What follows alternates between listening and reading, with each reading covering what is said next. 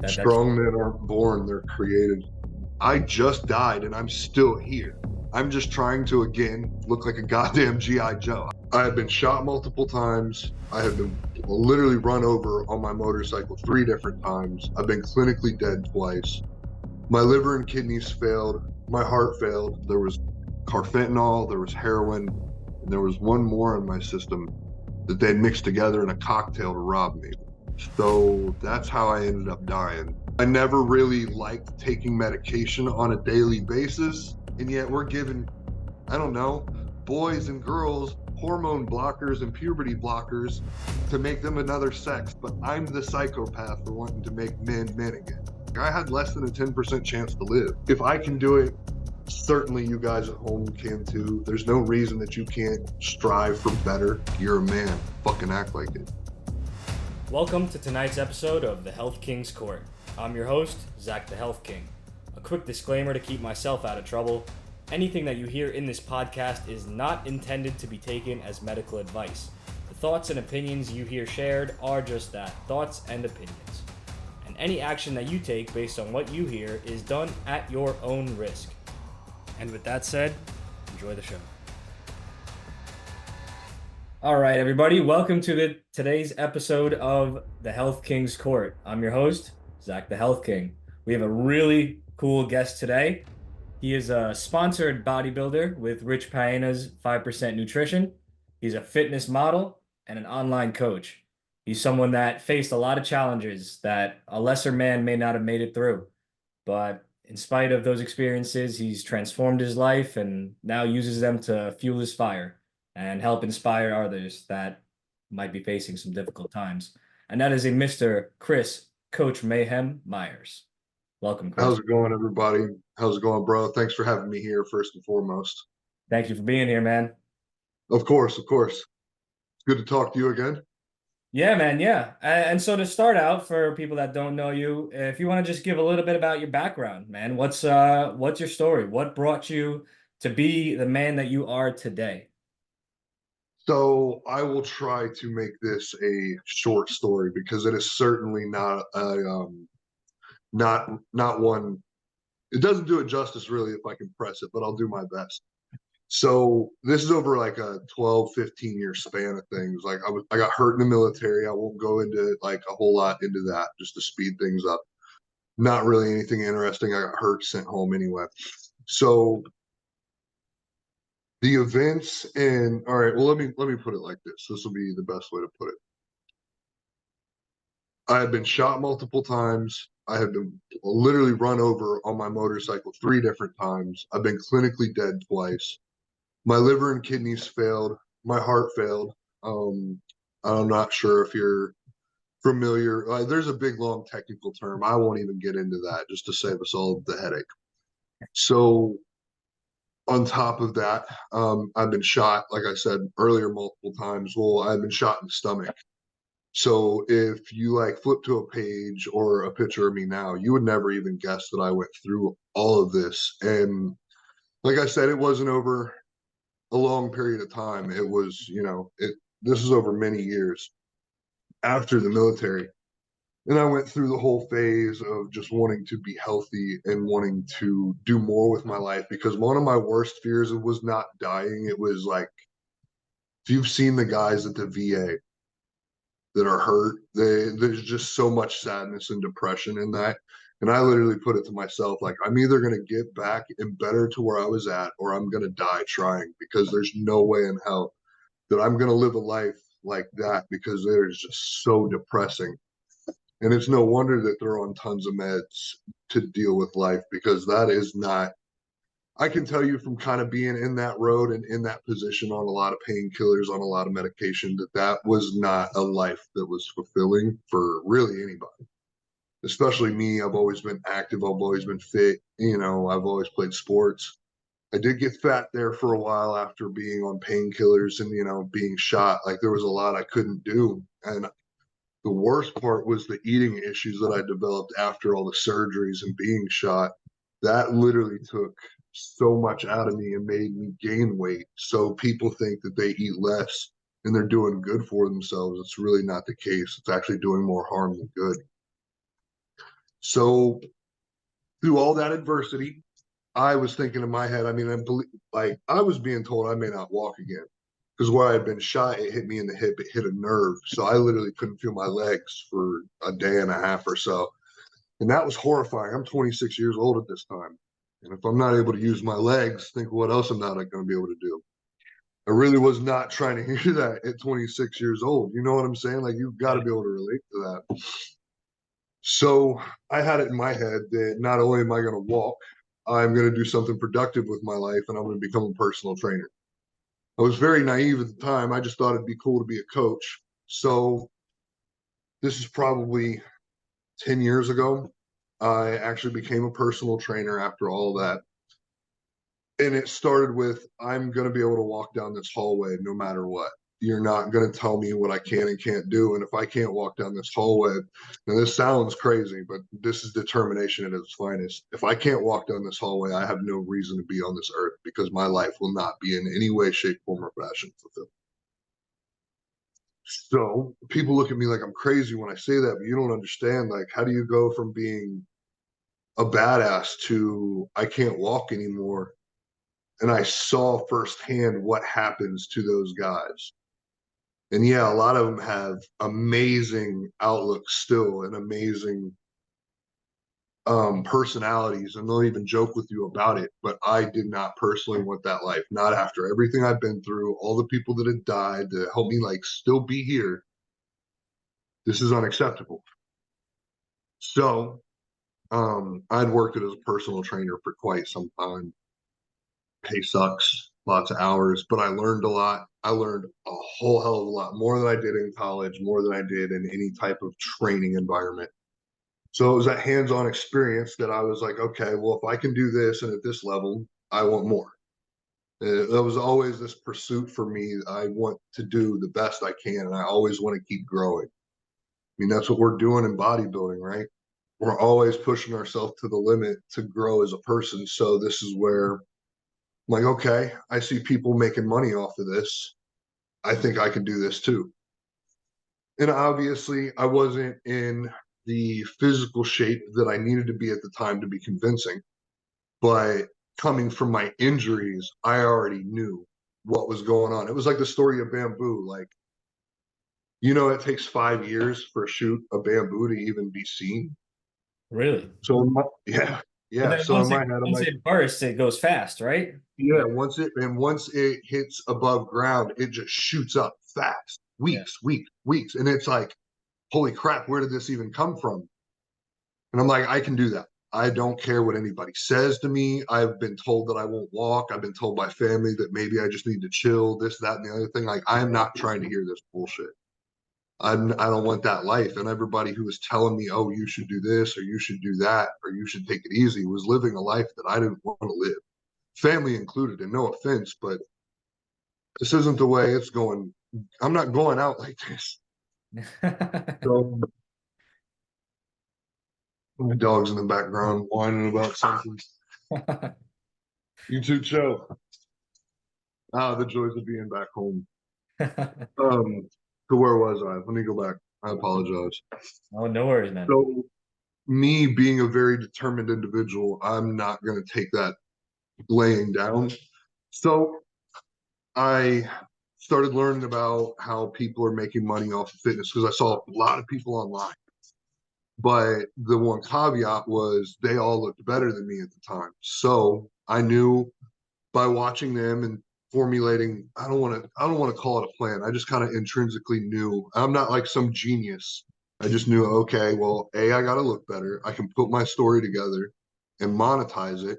And then along the way, I'm able to help people because all this is where that came from.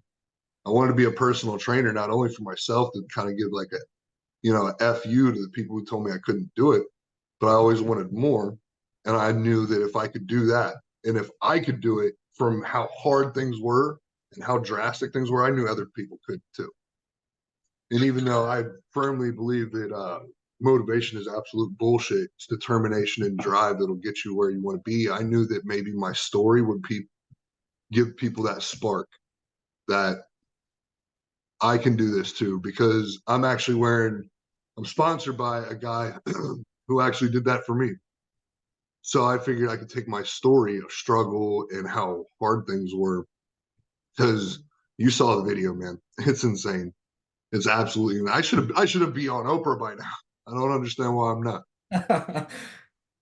So Yeah, there's a lot to unpack there, man. And firstly, R.I.P. Rich Piana. I think he was a really yeah, fantastic guy. I've taken a lot of inspiration from him in life as well, just on a mindset side and when I used to be back into bodybuilding. But yeah, man, there's a lot to unpack with what you even already said. So let's get to it. yeah. Were, Go ahead. were you always like growing up as a young man, were you always like so confident and did you always have your fitness about you before your injuries? Um, I was always in shape. Like I grew up in a different time. Like we're coming home when the streetlights are coming home. We're rollerblading, we're biking all day. I've always been moving, Yeah. and so have my family members. So I won't say that I've always been jacked. I apologize. Busy man over here. I got two phones You're good, going man. on I know how it is. Don't constantly. worry. Kevin Gates is lying that two phone life just anyway, back to your question. I'm not gonna say that I was always like super ripped. I didn't always look like I do now. That's for sure not the truth. However, like I said, I was and have always been active. Yeah. And so, but you always had that like air of confidence to you. You seem like someone that just, you got it, right?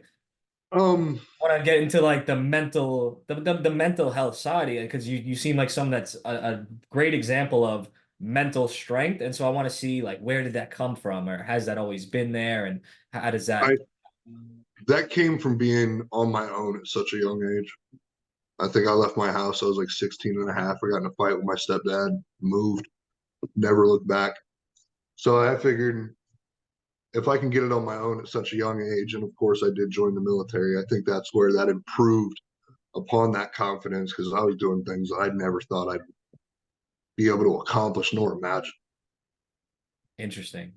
Yeah, it's always an unfortunate story to hear, of course, of familial disharmony, but I've seen so Yeah. many stories of that creating some very strong men when they're put in a scenario or even decide to put themselves in a scenario where they dip out and just decide to make it on their own. So that's Strong men aren't born, they're created.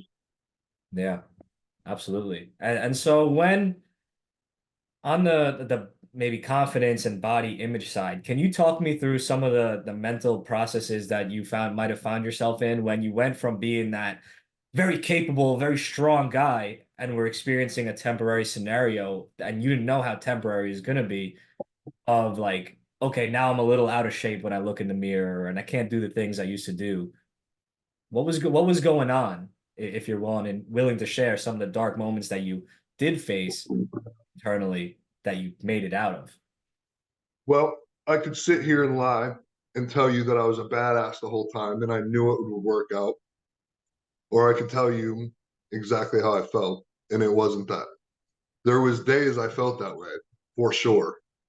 But there was also days that I had to remind myself that I am that guy. Because there was a lot of days where I would be hurting it would be absolutely miserable. And I'm telling you, like it a lot of days it hurt so bad just to get up to pee in the morning because I had all this scar tissue attached to my abdomen and it was ripping and tearing on top of I had bullet fragments pressing on top of nerves inside my hip. So it was just a miserable process. But I also knew from everything that I've been through, like I said earlier, good men are forged, they're not born. So I knew that I may not be in the military anymore, but this is my level of hard. So that's okay. The video game's on hard mode now. Let's fucking go.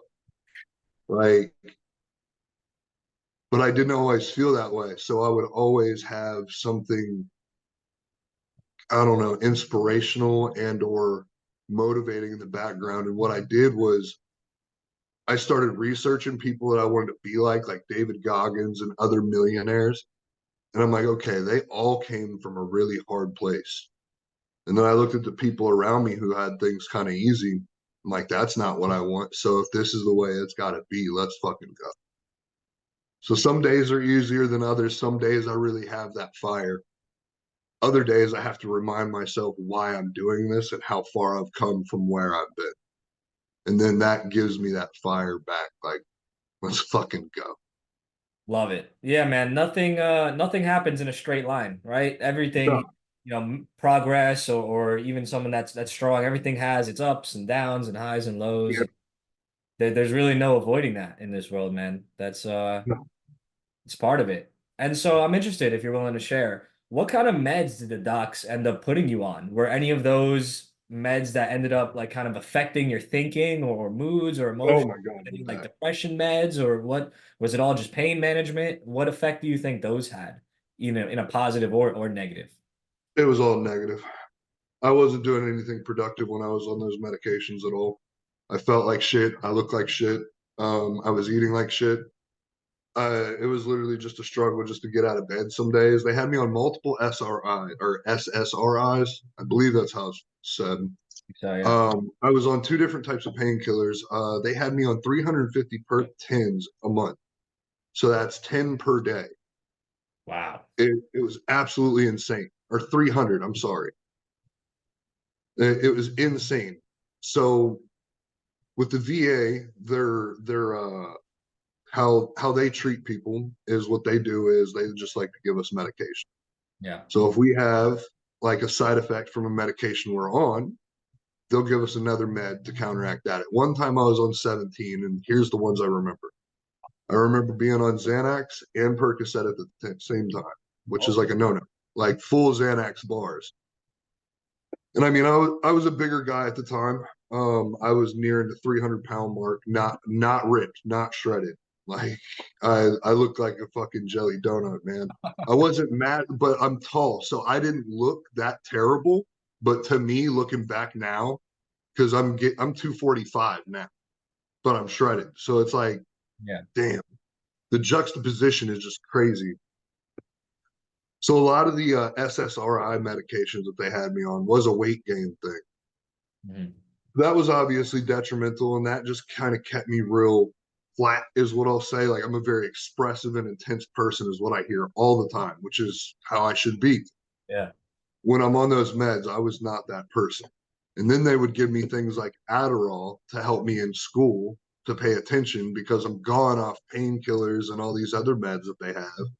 And then I'm taking meth on top of that, like the Adderall, because if you're unaware, that is literally one chemical component away from what methamphetamine actually is. And a lot of people aren't privy to that, Yep. which is sad because a lot of kids are on it. And I'm like, dude, you're literally taking oral meth and you don't even know it. So that did help me in school, yeah, for sure. But again, I wasn't happy. I wasn't healthy. I wasn't goal oriented. My goal was just to get through the day. Yeah. And so what level of school were you in when you were going through all that? I actually I did the wrong thing. I did what we were all told we're supposed to do getting out of the military or in life in general was go to college, go to college, go to college. Well, I ended up getting 2 degrees. I went for music, so I can actually work in radio, I can work in a television broadcasting, or I can work in a recording studio. I was doing music at the time, so it just made sense for me to do that. And that I did semi okay. I never really liked school. Never have been a fan of school. Yeah. I mean, who is, right? No, like It's I just won't go down that rabbit hole. something that you're told to do. Hey, we could go down any rabbit. Exactly. We could go down any. Exactly. I'm not afraid of rabbit holes.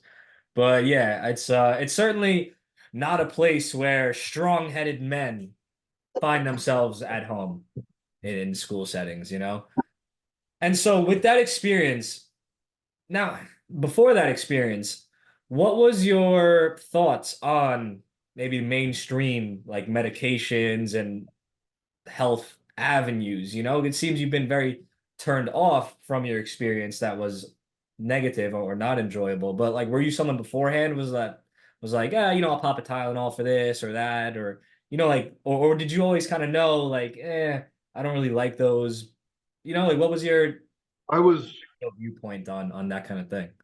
I was indifferent because unfortunately from being so hyper, I've been medicated from a very young age. Mm. So I never really liked taking medication on a daily basis.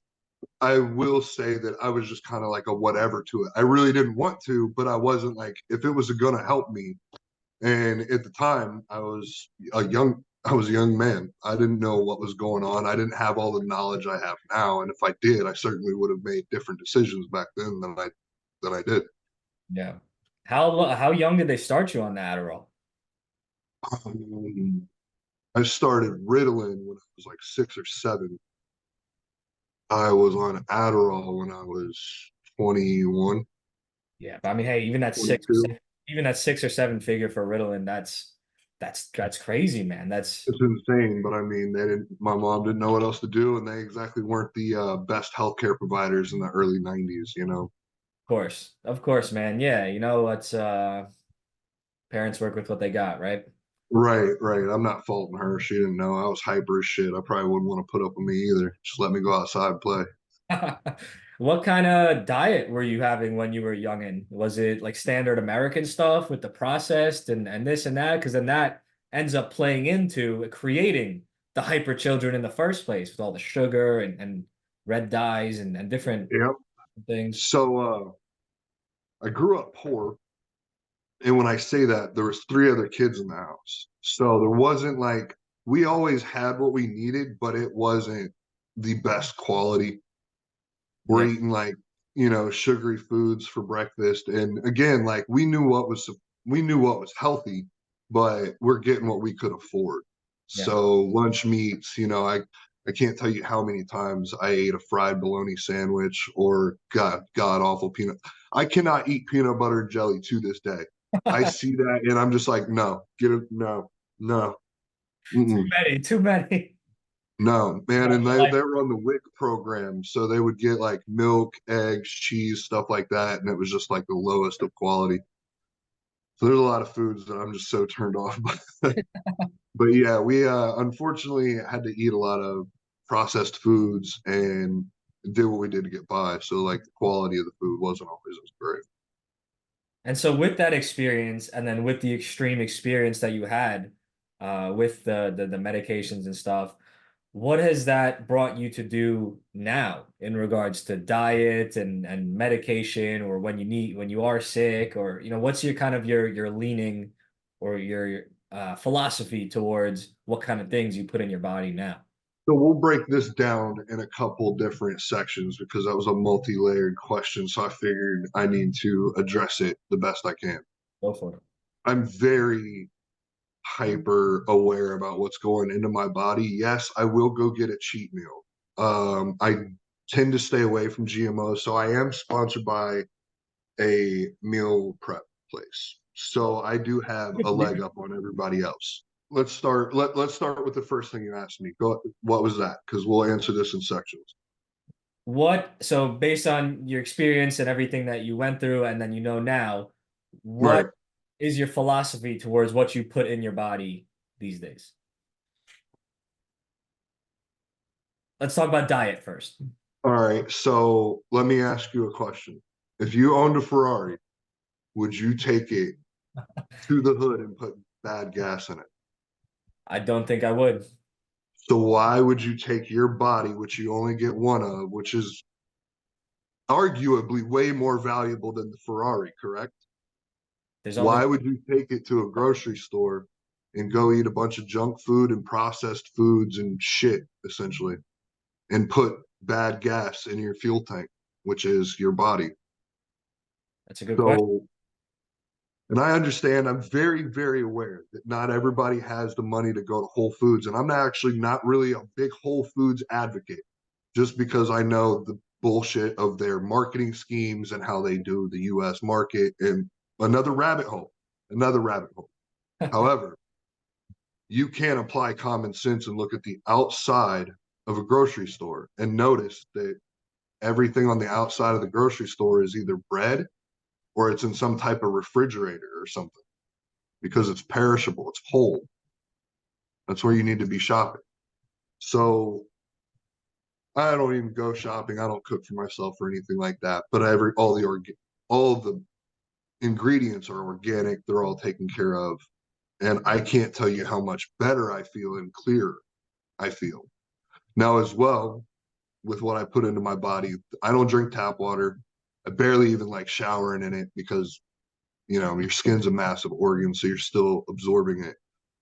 But without getting into a massive slew of a whole bunch of things that are terrible with tap water, I usually only drink spring water or this right here, which is spring water with a whole bunch of stuff inside of it. So not only does it have the vitamins and minerals from the spring water, I use stuff like there's a nitric oxide booster in there from when I work out, which is also good for your heart. But there's glutamine, there's citrulline in there, there's also creatine. And then through drinking this, it actually clears up your pineal gland, which helps you become sharper. You think better. You're more clear headed. You're less groggy, less lethargic. You're just in a better mood. So, water, we're made up of what, like 70% water? So, shouldn't that be one of the massive things that you pay a lot of importance to and attention to?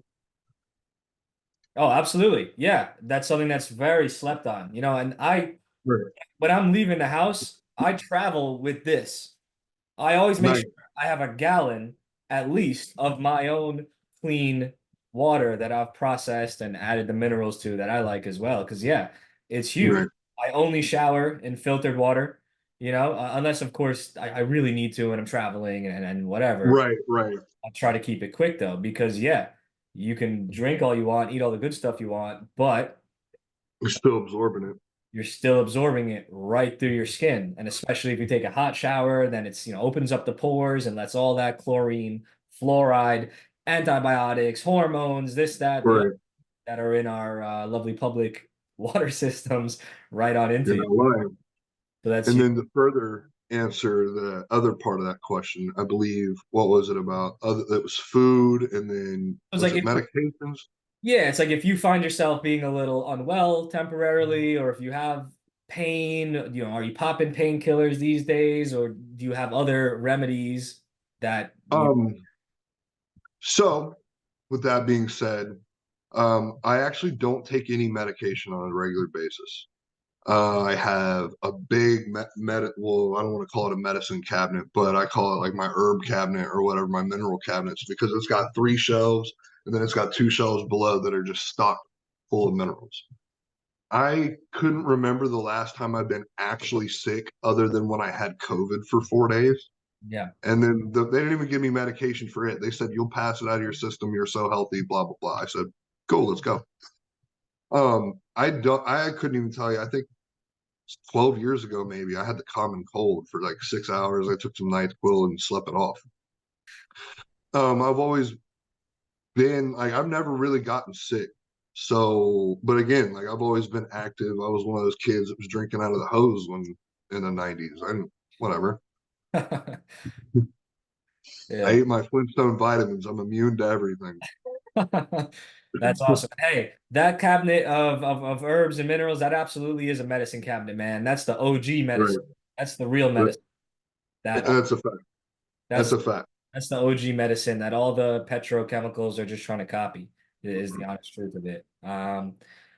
Any of you, what are some of your favorites up in there? Um, What are like big guns, or what are your daily ones that you might take? oh God, there's so many.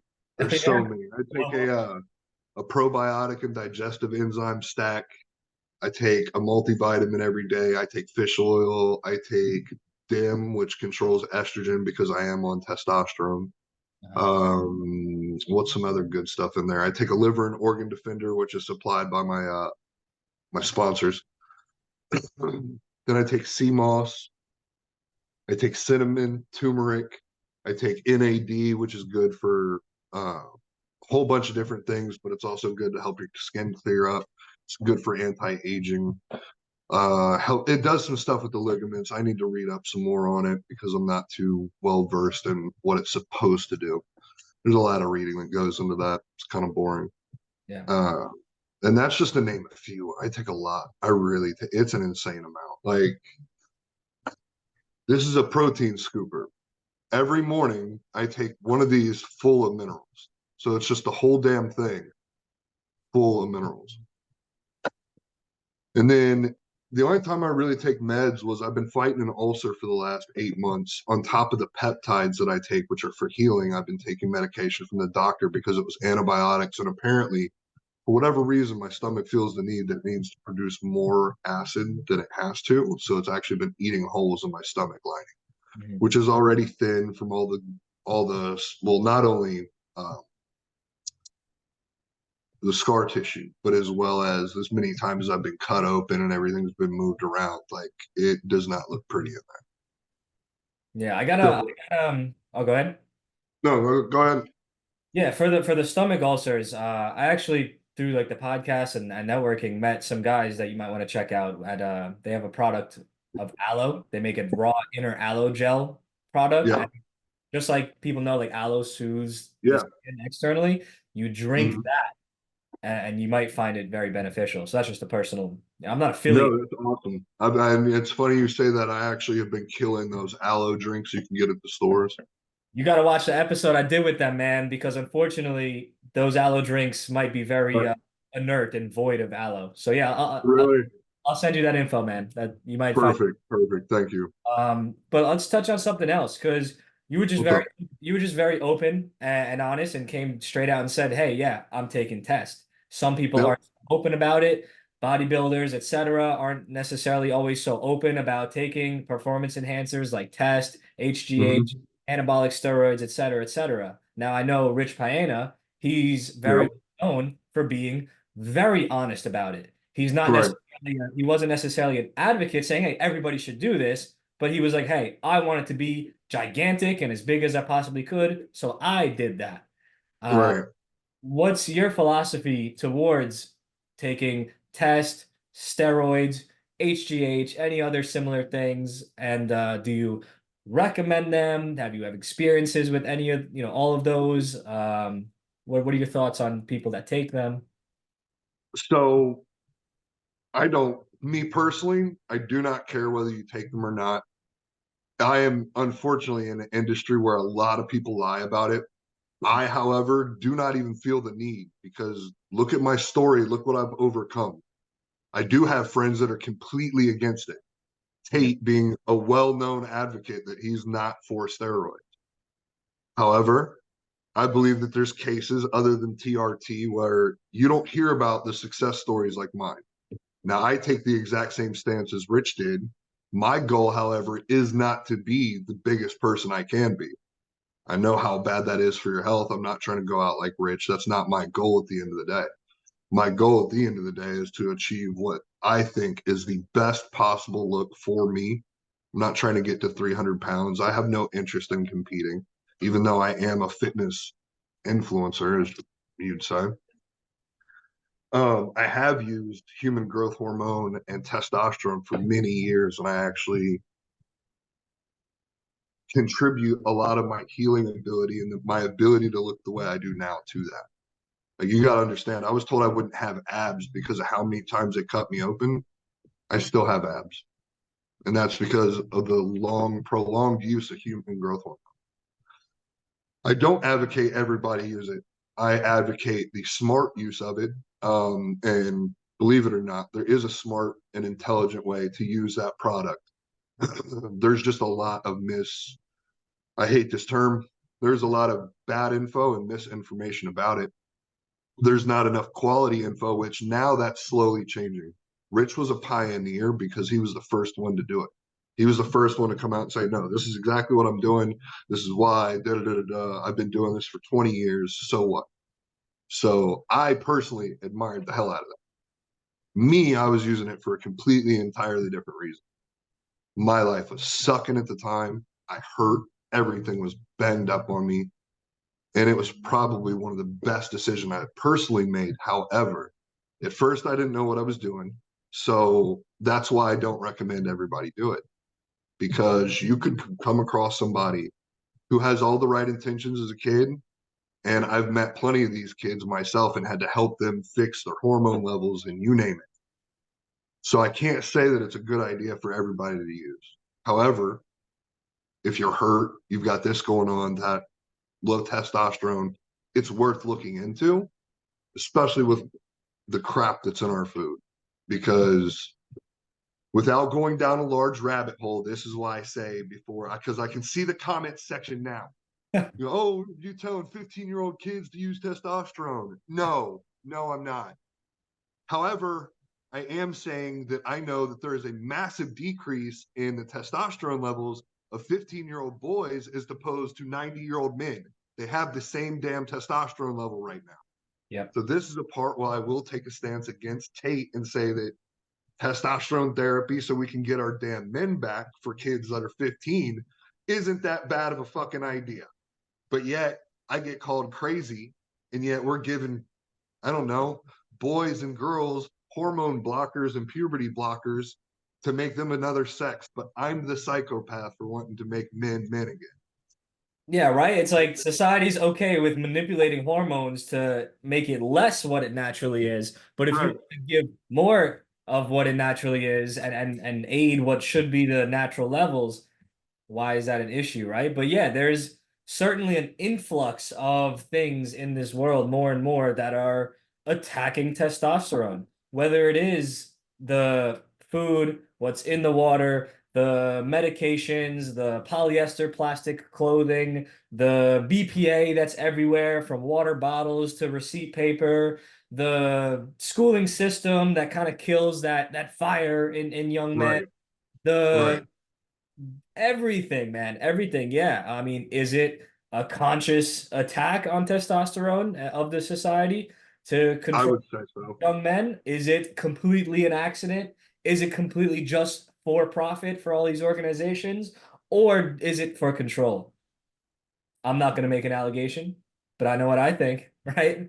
I'm saying there's a lot of dots there that get connected, but hey, it takes common sense to connect those dots, and not everybody has that either.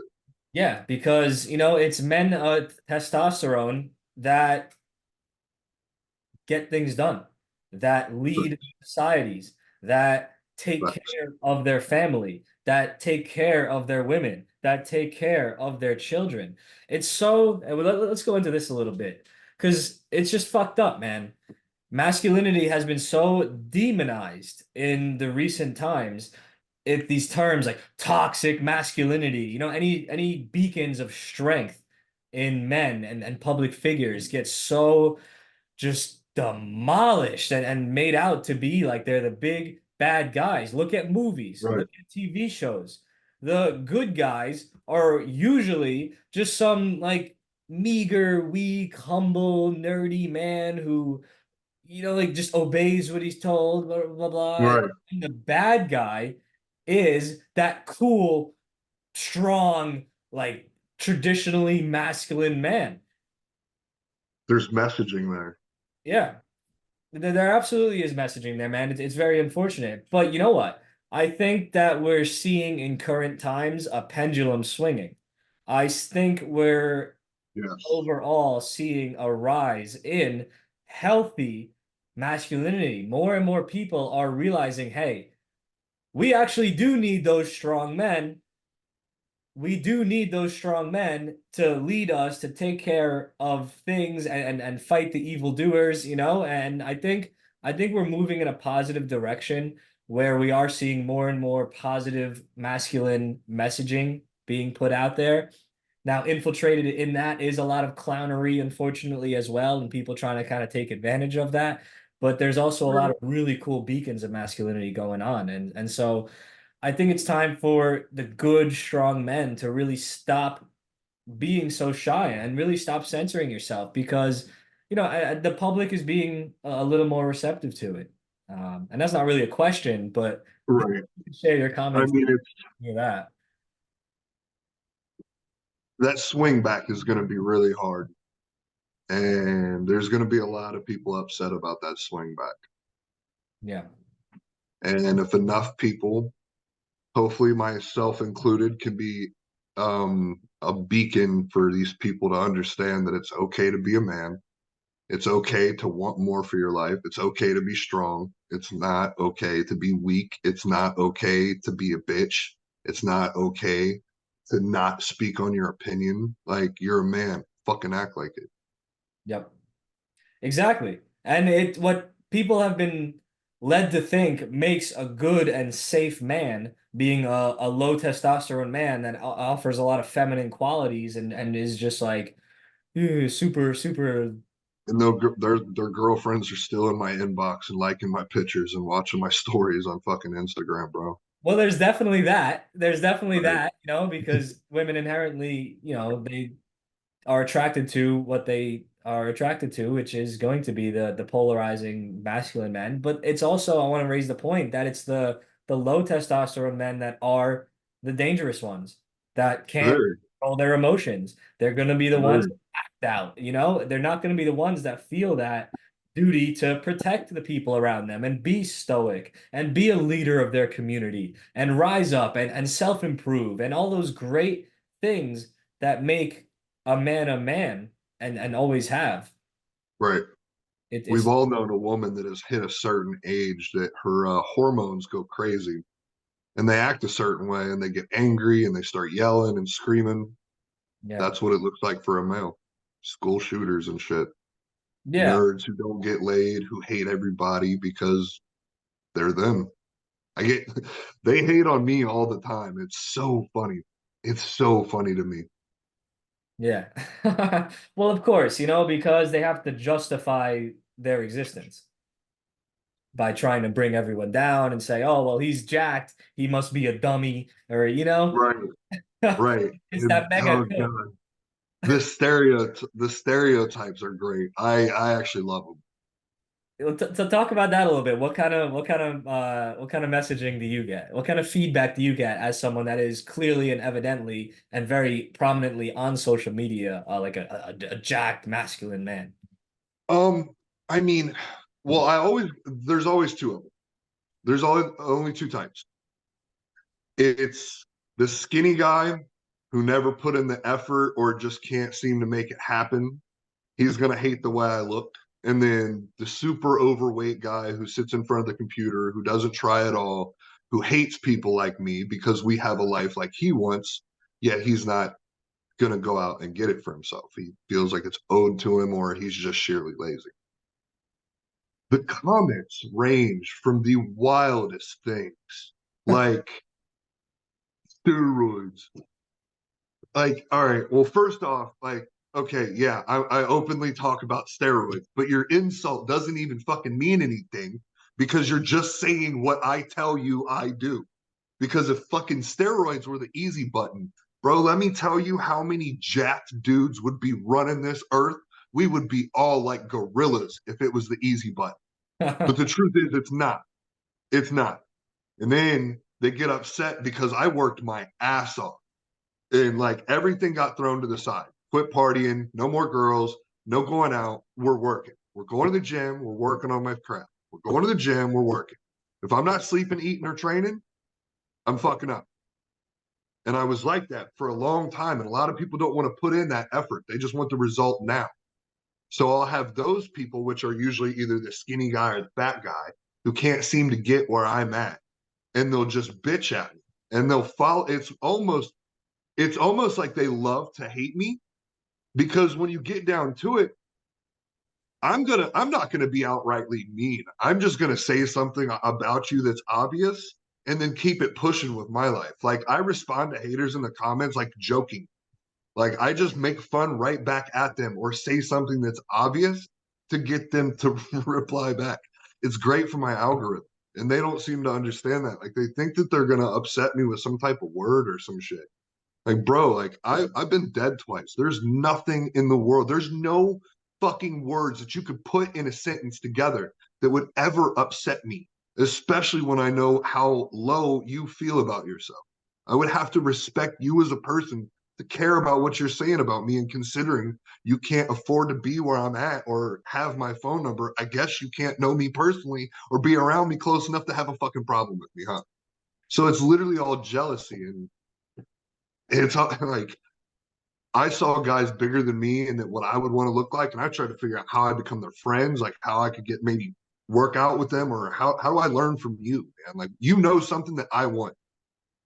So Oh, bro, I get hate from everywhere. And if you're following me on Facebook, my comment section is lit. It's I have, I have people that follow me just for the comment section.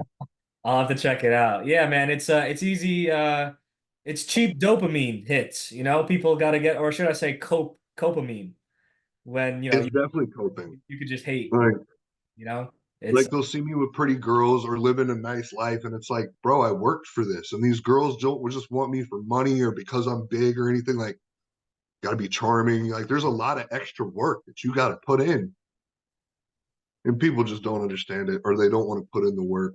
Oh, absolutely. And there's always work to be done. There's no way to get around getting work done. Even to my knowledge, even someone taking steroids, taking tests, taking whatever, you still have to get your ass in the gym and put in the work. It might be an amplifier and it might make things faster and easier to grow, but you still got to put in the work, no?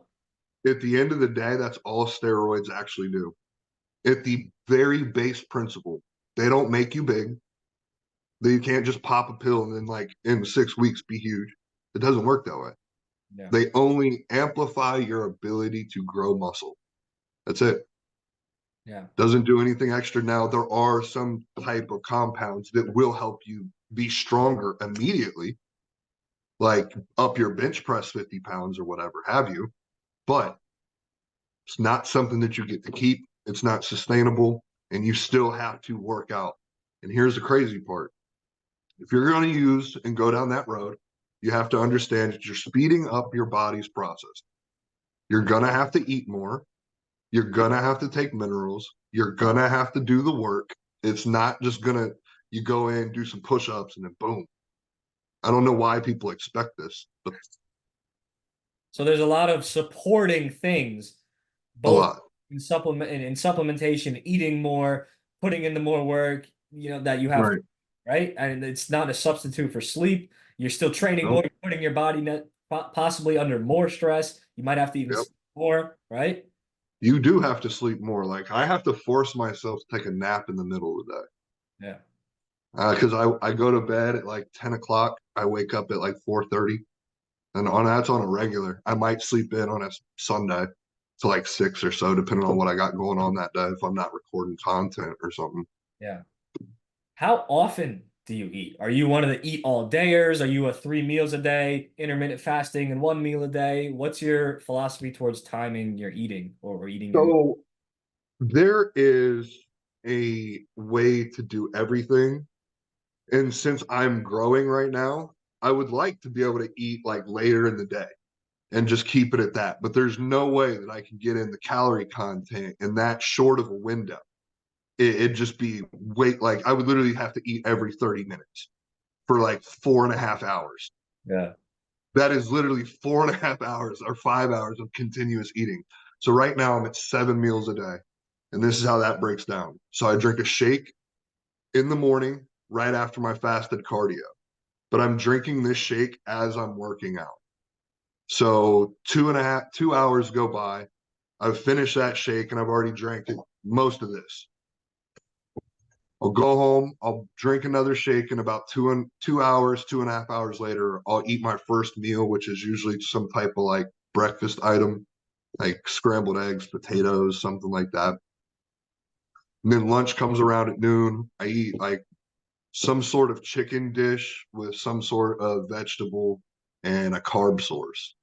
I do that again at 3, and then again at 6. I'm eating a steak, usually some type of potato, something heavier. Um, I like to get in a salad, but usually it depends on, since I'm getting bigger now, my diet is a lot different from when I'm maintaining. So I get a little bit more room to kind of play with things. And then I usually drink another protein shake with carbs in it before I go to bed. That's a lot. That's a Yeah. lot. That's a lot of stuff, man. But based on that's your growth phase. What about, you know, you could I'm even actually I actually have to add in more meals. So don't think like it gets to stop there. Like I plan on being 275, 280 at my absolute heaviest, just because I was fat at 280. I want to be 280 like jack. so it's like people always say dress for the job you want, not what you have. Is it kind of like eat for the body you want, not necessarily Yep, the exactly. Exactly.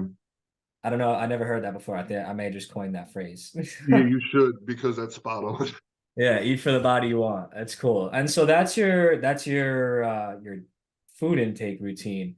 What about workout routine? How many workouts are you doing every day, or are you 7 day a week, five a day, or 5 days a week? What's your workout kind of split or routine look like? I go 6 days a week. I work out every day. Sunday is a super lazy workout for what I like to call it. It's just 30 minutes of walking. Nothing really too. But so this is how that breaks down. I get up first thing in the morning. I go do fasted cardio. I was doing abs for a while, but I actually have another hernia. Damn injuries prior to this. So I have, again, some stomach issues, but I got a surgery for that coming up. So I usually do cardio and abs first thing in the morning, and then I'll drink that shake so that I'm not flat on a workout. Like I absolutely hate that. So I usually go hit a pretty hard workout right after my cardio, and then I go home and eat. I'll try to make it to the gym again that day if I can, maybe for like another hour, hour and a half. So I spend a total like 3 hours in the gym, maybe four a day, but it's broken up. So Yeah. it doesn't even really seem that long. The first 45 minutes, like my cardio sessions, that's always gone by quick. What are And some of then Go ahead. go ahead. Well, Well, at night, what I'll do is I've actually got some weights by my desk right here, some 25-pound weights, and I'll actually just kind of do, either laterals or I'll work on my shoulders or arms while I'm sitting here working just to keep blood flowing. And then yeah, man, sleep.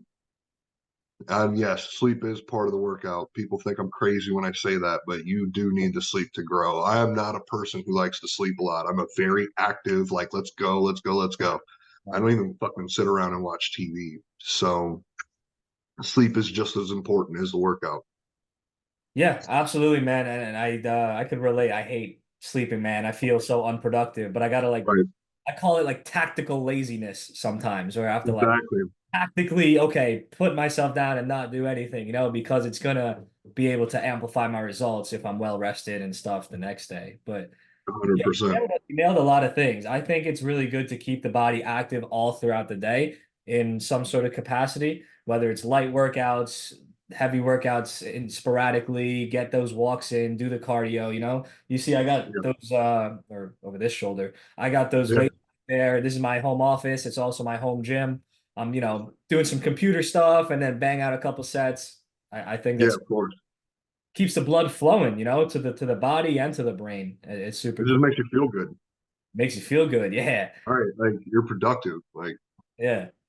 I remember Rich was an advocate, if I recall correctly, of right before you go to sleep too, banging out a couple sets, feeder workouts. feeder Yep. workouts. Yeah, yeah, you do. Yep. I see great results with that. I can't even bullshit. The man was on to something. I need to get back to that. And I'm so focused in on what I'm doing. Like I work until I can't hold my eyes open anymore. Yeah. Yeah, he was big on the feeder workouts to kind of even like program the muscle before you go to sleep, program the Because it mind, works. Yeah, keep it works. focus, keep your focus on that muscle. He was big on the mind muscle connection, which Very much so. you want to talk about that? What's your experience with mind muscle connection and the difference that mindfulness in doing each rep and doing each set can make in the results? Do you have anything to People think it's a joke. Like people think like, oh, there's no scientific proof and okay, nerd. Let's do this. Go hurt some part of your body where it has to be physically reattached. And then I want you to try to go work out with the same weight you worked out with before. You're not going to be able to do it. It's going to feel like shit. You're going to know, you are literally, all your focus is going to be on that muscle at that point in time. Now you can use this to your advantage. You can drop the weight down. You can do lighter reps, but more of them. And you can get that muscle back, then those tissues firing in conjunction with the rest of your body. Because I can tell you, I've told parts of my body to move, and that shit did not move. But with enough intent, and I'm not saying like, oh, I did some Jedi mind trick on my bicep when I tore it. That wasn't the case. I was sitting in the damn gym with literally a 2.5 pound weight, just cranking it out. It sucked. It was miserable. It's all I could move, but I was still moving weight. So the mind and muscle connection is very real. Where intention goes, energy flows. So if my intent is to make my biceps bigger and I'm not thinking about the work I'm doing on my biceps, what are you doing? Yeah. Yeah, Like and it's the same for anything in life, right? you You can become what you think. you can become If what that is true, why are you not thinking about what body part you want to grow? It's just it's if you think about it in a whole sense, it's just common sense. Like my job literally is just common sense. Yeah, well, you know what they say, it ain't too common these days, so it's needed. Oh, What lost my train of thought. But bro, so good.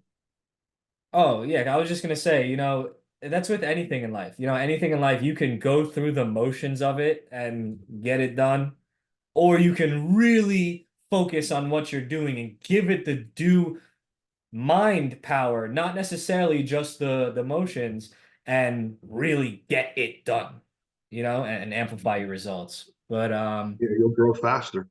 yeah. In regards to working out, this is an interesting question. Do you have any favorite workouts or favorite body parts? Do you have like your favorite? Like that's my thing. I love squats. I love deadlifts. What like really gets you going? I haven't squatted or deadlifted in forever. Tell you the truth. Okay. So Yep. you're not necessarily a compound lift guy. I there's just a lot of reason to believe they're not needed. Squats, yes. But with the issue I'm having now is I've had both shoulders of mine worked on. I've had surgery on both. So me getting my arm back up right here is actually kind of taxing for me to just get it up to that. And we're at my ear right now. So to push it even further is hard. I haven't exactly been on my physical therapy like I should be. I was wanting to grow muscle like an asshole. But I'm still doing the physical therapy thing with it now. However, um, I didn't even get big legs from doing that beforehand. I wasn't squatting when I was in the military. I wasn't doing deadlifts when I was in the military. I was rucking around with all kinds of weight on my back and just moving weight. So, I mean, I'm sure that there'll be people in the comments or saying, oh, well, it's proven fact, or this person says this. I'm just saying, from my own personal experience, that's just what it is. And I can't do squats right now. However, like, I don't know. My favorite exercise, if I had to pick one, I used to really love training biceps until I tore it. Every man does. A gun or curls for the girls. Yeah. But I honestly can't say that I have any type of favorite workout. My favorite workout is just being able to get in the gym and go. And I know that sounds fucking cliche, but literally, like, if it was my favorite, then I'd probably want to do it all the time. And if I'm being honest with you, I probably only would really want to go to the gym maybe 2 days a week. It's more so just the discipline of knowing I need to do it and then doing it. Yeah, it's fitness is one of those things like anything that there's so many schools of thoughts. Like you said, there's people that are die hard squats and deadlifts, squats and deadlifts. That's all you need. And then bench Right. press. That's everything. It boosts your HGH, it boosts your testosterone, blah, blah, blah, whatever, all the different claims. But then there's also people that recognize, hey, squats and deadlifts are like the number one and two injury causing lifts. And so Right. you don't necessarily need them, you know? That is actually one of the main reasons I don't do them. And here's my case study. I love the guy. I absolutely love this guy. I see him at all the expos. I talk to him all the time. He actually loves my dog, Gia. Ronnie Coleman. Mm. How much was he squatting? How much was he deadlifting? The dude can't walk now, man. Yeah. Like he shows up to the fitness expos and it's fucking heartbreaking. I cannot lie to you. It's heartbreaking to see the guy. He still has so much love for the sport too. But to see how bad he's hurting and know him in person, like, and have talked to him a few times, yo, I don't want that. I have been injured enough. I'm just trying to again look like a goddamn GI Joe. I don't just want to look like a statue, bro. And when I get to that, I'm good. I don't care. Like I've accomplished my goal. It's not, I don't have to press the most weight. I don't have to, it's not about an ego thing. My ego gets fed because of what I've accomplished, not because of what I look like. Yeah, man, it's that's something that a lot of young guys lose sight of, that longevity. They'll think like they're just invincible and think that's like nerdy and whatever. They just want to burn as hot as they can and as bright as they can and as hard as they can. And I get it. you can only burn that hot for so long, you know? Yep. And it's once you do reach those older ages, or I mean, all it takes is one injury to change your life, you know? I used to be big into bodybuilding. I'm only like 5'8" and I reached like 210, 215 pounds. I was getting in it.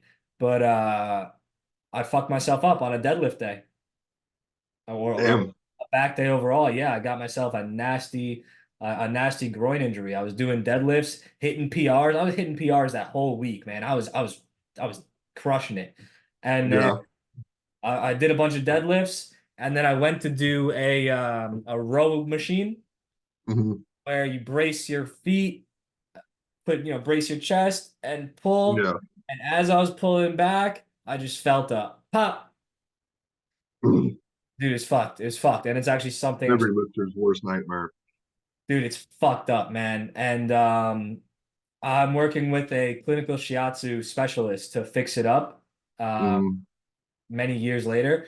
But if I were to go to conventional route, if they even recognized the injury and didn't say, we don't see anything wrong, get lost, it would involve intensive like surgery to areas that no man would want a surgery on. And yeah, it's, right. but so yeah, I think deadlifts are cool, but I do them these days light just to get the Yeah. motion down. But yeah, I recommend any one in fitness, male or female, or any young or old, think about yourself 10, 20, 30, 40, 50 years from now. Do you want to be that guy or gal that can't Right.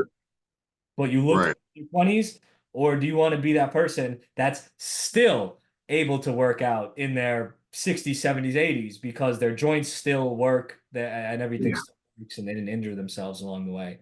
That's And a I know I work out with several people in their 60s who are still competing in like the IFBB Pro League do at what they 60. do. Do what they Yeah. do. You know? Like, I'm like, you can still do this. Come on now. We don't have to kill our bodies. But I understand, like you said, people just want to go, go, go, go. Yeah. And just a quick shout out to Ronnie Coleman. I think he is awesome. Yeah, buddy. Yeah. Nothing, Love that guy. nothing but a peanut, you know? Fucking love that guy. He's so Lightweight, funny baby. too. Lightweight baby. He's funny, man. Let's switch gears a little bit because you Yeah, mentioned man. What's up? that you were clinically considered dead two Yep. times. Now, can you tell me about that? What was that experience like? Because a lot of people that experience something like that, they report all sorts of different spiritual or metaphysical revelations or connections or lessons learned, or they saw something or they feel something afterwards. Did you have any sort of experience like that, or was it more like you were turned off and turned back on? What'd you experience? It was like being turned off and turned back on. And in that was the lesson. My life was over like that. I was already doing good, like for myself for that point. I was doing okay with my life. I was pushing, I was headed the right direction. But that light switch being on and off, and then the way I felt thereafter, and then knowing how the people around me felt, no, they knew I died. Like how they treated me. Because this happened December 18th. It made Christmas really fucking weird that year. It was twice, like on the same day. Yep. And So I mean, which incident was that from? um, I was actually living with a friend of mine. I was trying to help him get back on his feet, and that was the wrong move, man. So when I say watch your friends, um, like I said, I was doing well in my life, and I was making some money. He felt some type of way because he was just trying to live off his military income from being hurt, which I don't remember what it was, but when you have a drug problem, it's never enough. So he co-conspired with somebody that I knew to put GHB in one of my drinks to kind of inebriate me enough to I don't know how or what their official plan was, but I can tell you from the time that I finished my monster, which what the GHB was in, when I woke up in the hospital, they saw a bunch of pricks on my hand. There was hundreds of them. Like somebody was trying to hit a vein and couldn't hit my shit. And I woke up and the doctor said, "Kid, we know you don't do drugs." There was carfentanil, there was heroin, and there was one more in my system that they'd mixed together in a cocktail to rob me. So that's how I ended up dying. And I'm not going to sit here and paint a picture like, oh, it was this giant religious experience and this, that, and the other thing. I do believe that there is a God, that we won't go there. But I think it was the lesson that my life can be gone that fast. And I had seen this in person numerous times through my time in the military, and I didn't exactly grow up in good neighborhoods. I lived in a nice suburban area for a little while, but when I got on my own, like when I was 16, life took a turn, you know? So I think that was the lesson. That was the spiritual awakening. Interesting. And so, Because what if, like I got to before I quit, I guess to think that it was off that because you don't remember anything before you're born. It's just black, right? You're just born one day. In that instant, I knew that I needed to do more so with the impact that I had on others. yeah, that's that's a lot. So do you sometimes put yourself back in that mental headspace that you experienced right after those occurrences and like use that to fuel you? Or like can you describe what that felt like immediately after, if you are willing to, of course? Describing it's kind of hard to do because it's not like anything else that you felt before. You feel like the luckiest person in the world, but then you feel like, holy shit, I'm still here. All my friends have died. I just died and I'm still here after everything in my personal situation, after everything that I've been through, that I keep getting told I'm either the luckiest person alive or like the unluckiest person alive. And to me, I think it is luck. So, but there was also an overwhelming feeling that I wasn't doing something right and wasn't living up to my fullest capabilities. So when I say it was like a light switch turned off on and off, when it turned back on, that feeling was super overwhelming. I know I'm searching for the words to try to find and convey like how that felt. It was it was horrifying and exciting all at the same time because it's solidified. I knew I'm here for a reason. I know I'm supposed to do something now. There's no reason I should have survived. Doctors are telling me, like, kid, you were dying at the VA. They wheeled you over here in a hope, in a very slim hope. Like I had less than a 10% chance to live. Yeah. So it's, I don't think you can honestly describe that feeling for those of us who have had it. And I can't say, oh, God came down and said this, that, and the other thing. It's like if he did anything, it was he let me open my eyes and I knew exactly what I was supposed to do. That's awesome. And I certainly hope nobody that hasn't experienced that the Right. has the opportunity to experience it. But Yeah. I yeah, don't recommend it. recommend staying alive. That's your official recommendation. Right. Yeah. Yeah. That's crazy, man. And so, as a professional bodybuilding athlete now, and evidently very successful fitness coach and online coach, being sponsored and such, you're living a lot of people's dream, right? A lot of dudes aspire to get to where you are and to have the body that you have and to have that result. Is it all it's cracked up to be? Is it what do you think someone chasing that pathway should know? It is everything it is cracked up to be if you're not a piece of shit. Like if you're out here and you're just honest and you just tell people what's up, like you will have an amazing life. Like I have friends now that I've helped, achieve a goal or that worked with me that throw me the keys to $100,000 car and say, have a nice weekend. Or, hey, I know you're in town. I'm not there. If you want to crash at my house, the whole house is yours. Like it's opened up doors. And I mean, bro, I literally get to do what I love to do. I wake up, I eat, I work out, I sleep, I make videos. Like I used to have to literally work 12 hours a day in a gym, which I loved working in a gym. I did not, however, love being 12 hours there and then six on Saturday, 6 to 8 hours on a Saturday. Like, bro, where's your life? Yeah. Were you doing Rich's 8 hour workout? 8 hour arm No, workout? no, no, not even. I still have not done that yet, and I want to do it, but I want to do it on camera. Nice. However, no, I was running a gym because I did make it as a personal trainer. I made it all the way up to a fitness director. So I'm in charge of other personal trainers, and now I'm selling the personal training on top of doing it. So it is all it's cracked up to be. Like when you get to your dream, like, and now I understand that there's even bigger hills to climb. So it's like my life is exciting. I get to wake up and do something I want to do. It may be tedious, it may be like some bullshit I got to deal with, but isn't there with everything? But I can say with this with full confidence, this life now that I have, as opposed to being broke, poor, and homeless, yo, this is substantially better. Do you think anyone can do it? Or do you think it takes No, a special kind of person? I don't think anybody can do it. Um, I don't want to say it takes a special type of person. I will say it takes a dedicated type of person. There's too many gym influencers now that are 160 pounds with a six pack and they get a following somehow because of the TikTok algorithm or whatever.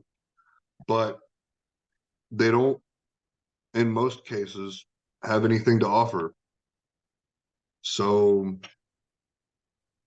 I think the only reason I'm valid is the reason why Rich was valid, is the reason why David Goggins is valid, because you can relate to us. We've overcome massive adversity to get to where we are. So I want to say if you are thinking about being an influencer, you need to set yourself apart. You need to be different in some way. It can't just be, oh, I'm 180 pounds and I'm genetically gifted at 19. Dude, I was running 5 miles a day and that was on the low end. Please understand that was the low end. After drinking all night with my friends, smoking 2 packs of Newports, yo, I was a badass at 19 too, my guy. You're not impressing anybody. So those type of influencers, like you, to me, like bro, it doesn't take any real effort. Like Sam Sulek, however, he's another influencer, but Yeah. he's also like 22 and he's jacked. He's massive. So like if you're that guy, yeah, so be it. I'm also not saying that you have to be Sam Sulek size to be an influencer. I'm just saying you need to have something that worth fucking being on the internet for. Because if not, you're just going to be another one of the masses that just, hey, check out my killer arm workout with no arms. Like, yo, like what the fuck are you going to teach me? Nothing. Yeah. And so So, your recommendation sounds like it's of authenticity and yeah, of actually having substance and perhaps actually having a drive and motivation to help other people, not just, hey, I'm going to tell people what to do and they're going to give me money. yeah, because I'm going to tell you now, you're going to be in for a hard fucking road. You do not get into being a fitness influencer and just immediately start making money. Hell no. Yeah. And so you started as like a standard issue personal trainer, right? A fitness coach, like Yep. in a gym setting where someone would come and work out with you, whatever. Now you Yep. just yourself as an online coach. So it's like, Mhm. how are you working with people as an online coach? Are you like developing their meal plans and workouts for them? Is it that kind of deal, or what do you do as an online coach? So everything is done in house, man. I have an app. that you log into, that they all log into, that actually connects with their Fitbits or their Samsung, any smart device that they have with some type of fitness tracker. So I'm able to keep track of everything and even their steps. I have them, take pictures of the food they're eating, their snacks. Their meal plans are already laid out, but still they have the ability, and I want them to take pictures of what they're eating all the time. So it keeps them more or less not only on track, but they know I know what they're eating. And then so it's building like a mental, if they take a picture of something that I know I'm going to bitch about, chances are if they're not around me and they're not using my app and they go to eat something that they're not really supposed to be having for not like a cheap meal or something, they're going to, kind of pause for a second in some cases. I know some people with I've worked with who just don't care. However, so the app is really intuitive. Like I said, you can take pictures of everything you're eating, and then I can design your workouts. And then if you're new to the gym, it'll actually go through videos and show you exactly how to do the right workout correctly. And then it goes even a step further. You're actually able to video record yourself doing the workout, and I can check your form from wherever I'm at in the world. I like being an online coach because I'm able to work with more people and give them more of my time as opposed to where if I'm in the gym, I don't have any time to be on my phone. I can't post on social media. I'm in front of a client 12 hours a day, one every hour. So that's like 10 hours I'm working. And then 2 hours I'm doing whatever else I need to do to take care of the gym. So I'm actually able to afford more time to my clients. So they actually get a better price for what they're paying. Does that make sense? Like it's more value I can give for the price. Yeah. Yeah, because instead of just an hour of your time, they have a whole app full of resources they could look through, Yeah. etc. Are you Yeah. are you always accepting clients, or do you have like a strict like do you say, hey, like I'm gonna focus on these guys right now, or do you accept everybody, or do you have to like apply and if they're a good fit for you, you take them in? What's that process like? There's kind of like an application process for my personal clients. We are streamlining it to where we will be taking things in like droves. So we'll be working with like a specific client and then we'll take them. We'll work with, say, like 15 individuals. We'll get all of them done. And then like we'll start in another round of bringing in people because I want to make sure that everybody gets my same amount of attention and I'm not starting people like started at week one, then I've got somebody who's on week three and a week four, and it's just all over the place. So I want to make sure that because I'm all over the place, I've got so much more going on than just the online personal training that I want to make sure that they get the best of the best of the best. That's awesome. So you're focusing on quality, not necessarily just quantity, and you work Correct. like a semester basis. That's pretty. Right. Right. Like you're gonna pay up front with me, but again, with quality, like you're gonna pay for a nice quality Mercedes. You're gonna pay if you want a good quality coach. And I'm not saying it's an arm and a leg, but I'm saying I pay for myself throughout the year. I can assure you of that. Have you ever had a client where you had to kick them out because like they sucked or they acted up or something? You know, Mhm. any funny stories? I have so many. Again, um, I'll just tell you why I'll kick people out. Like I don't write things, and I'm not really a jerk. Like if you don't do what I tell you to do, like I'm gonna be pissed. The first time, I'm not really a jerk about it. The second time, I'm on your ass Yeah. because I don't spend the time and I don't put in the effort to not. I want to make sure that you get results. And if you're half-assing it, then I know I gave my all. So while you're half-assing it, I guess you just wanted to give me some money. So there's been times where people would not do their workouts, they wouldn't respond to me, or they wouldn't send their check-in pictures like they're supposed to, and I would have to kick them out. There had been times where the people would want to argue with me over what some trainer at their gym told them, who's just started to be a personal trainer, as Yeah. opposed to me, who's been in the game and done it for myself after all the injuries. So, and that was probably one of the worst ones, arguing back and forth with a woman who thought she was being lied to because of what another junior trainer told her. And it was just like, look, lady, I don't have the time for this. And if you think he's so great, just go ahead and go there. Yeah. In person, that's where I've had the worst because not only am I stuck with this person for an hour, I had this one old lady that came in super entitled. I'm in Newport, Kentucky. She's got old racetrack money or whatever. You can tell she's old money. Okay. He came in and was probably one of the worst people I've ever had to deal with on so many different levels. Not only was she rude and disrespectful to my staff, she was mean and bitter to me for just no reason, which is absolutely fine. You can do that all day. I'm going to smile at you because I know why you're upset. Like, Yeah. but throughout the entire gym, as if her talking shit to my other clients wasn't bad enough. I tried to show her an exercise, which is a very simple machine. It was an adductor machine. Literally, you just open your legs like that. And she was sitting here telling me how to do my job and that I'm not giving her a right tour and I should have done this, that, and the other thing when she's never even been in my gym before. I was like, okay, look, Miss Smartass, go ahead and jump down on here since you know everything and do the exercise. And she jumped down so fast. I didn't even get a chance to change the weight, which was a weight that I would move. Uh-oh. So she gets on there and thinks that I did it on purpose and wants to scream at me about how I'm intentionally making it harder to make her feel bad about herself. And I'm like, look, bitch, just get out of my gym because at this point, you are just an awful, terrible human being. And there's no way in fucking hell I want you in my gym, around my parking lot, or anywhere fucking near my other fucking clients because you just reek of fucking horrible, horrible, just yeah, there was a lot of choice words that I used her. Like general management came up to me and was like, "You can't treat people like that." And I'm like, "You can't have people like that in your gym for this reason, this reason, this reason." And if you think I'm bullshitting, go check the cameras and then go ask the other people that she was mean and rude to. If you think I acted out of pocket, I'll fire myself. Yeah, And man. I left management stunned, like jaws were on the floor because I'm never. I'm always I'm to the point, direct. Like this is what we're fucking doing. Shut up. But I never get out of pocket like that Yeah. unless Don't push me because I'm close to the edge, you know?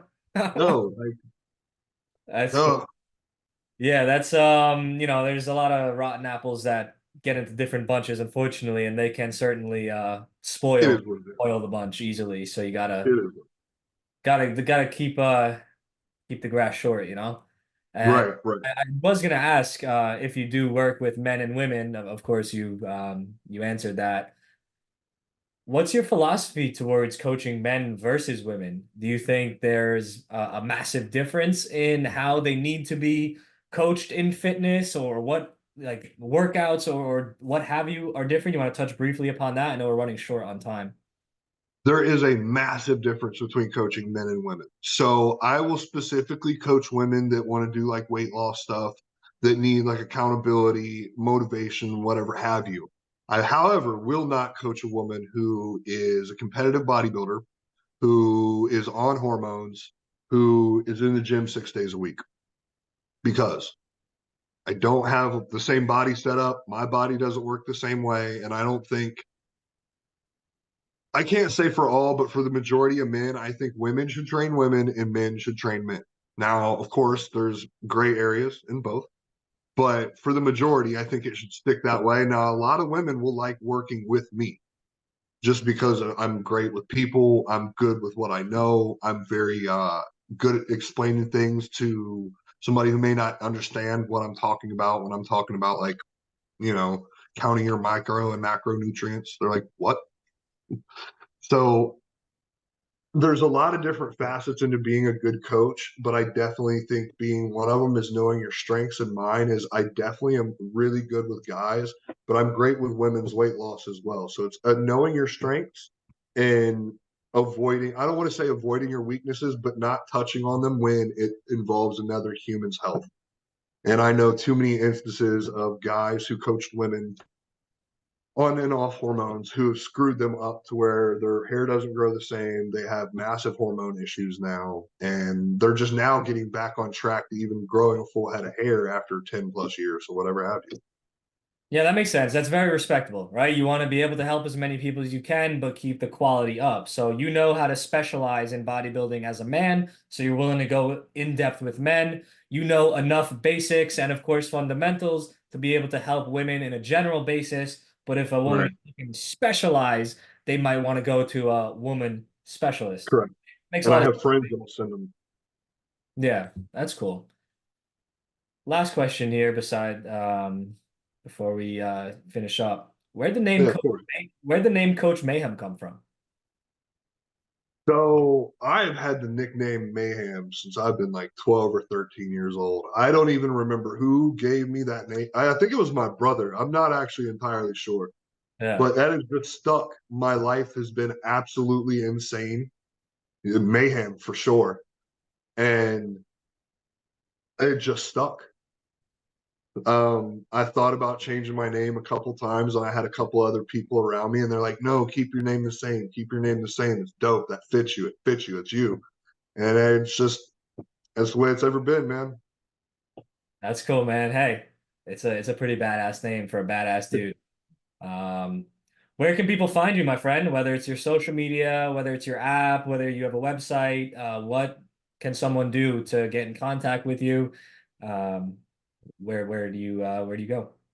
So the best way to get a hold of me is go find me on Instagram. You can go find me at Coach Mayhem underscore official. And then if Instagram isn't really your jam, I understand you can actually click on my link in my bio. A little beacons link will pop up, and then everything else I have going on will pop up in there. So whether it's you're a Facebook person, you're a TikTok, Telegram, all of my stuff is in there. It's on the little logos. You can just click it and it'll add me right there. No fancy looking for me. It's not hard. It's super easy to find me.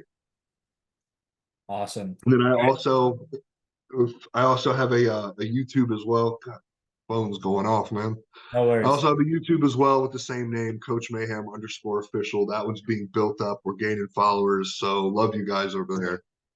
Is there any closing thoughts or messages you'd like to leave our viewers off with? As far as clothing thoughts, man. So I'm just happy because I never prayed for an easy life. I wanted one that meant something to people and that just my mere existence would motivate other people to do more with them. And I'm so grateful that I went through the insane amount of shit that I went through because my life wouldn't be nearly as fulfilling now. I wouldn't nearly be as impactful. Like I'm impactful because of what I went through. I'm impactful because I've made that juxtaposition to okay, life sucks here. I'm going to get here. Rain, hail, snow, sleet, death, it doesn't fucking matter. I'm getting there. So if I can do it, certainly you guys at home can too. There's no reason that you can't strive for better. And in the pursuit of that, you'll find out a lot about yourself, especially men. You will grow so much as a person from doing the hard shit instead of taking the easy route. So I encourage you to just go do hard shit. Just go do hard shit, even if nobody else knows. You'll know. You'll build the confidence. You'll be better with women or whatever how you have going on. You know, there's just so many aspects you can get by doing hard shit in life. That's a fantastic message to close off with. Mr. Mayhem, thank you for Yes, coming sir. on the show. Hey, man. Thank you. I really hope that everyone enjoyed today's show. It was an honor getting to know Chris. Super cool guy. Very glad to be able to call him a friend now. When I saw that I was getting a 5% nutrition athlete on the show, I was very excited. Firstly, rest in peace to Rich Piana. I think he was an inspiration to countless young men and women all over the world. And I think that Chris continues that legacy very well. I think he is a great example of another very inspirational man who's worked hard to create himself a good life and just wants to help others do the same now. So it was great having him on and great to know him. Be sure to check out his app, his social medias. I'll put those in the description of whatever platform you're on. And as always, if you or someone you know would like to be a guest on the podcast, whether you are a health expert, health professional, knowledgeable health enthusiast able to have a good conversation about a holistic health topic, contact me at zachthehealthking@gmail.com. Again, that's ZAKTHE healthking@gmail.com. Stay tuned for future episodes. I have plenty more coming your way. All sorts of different topics, all sorts of different people, something for everybody. Stay tuned.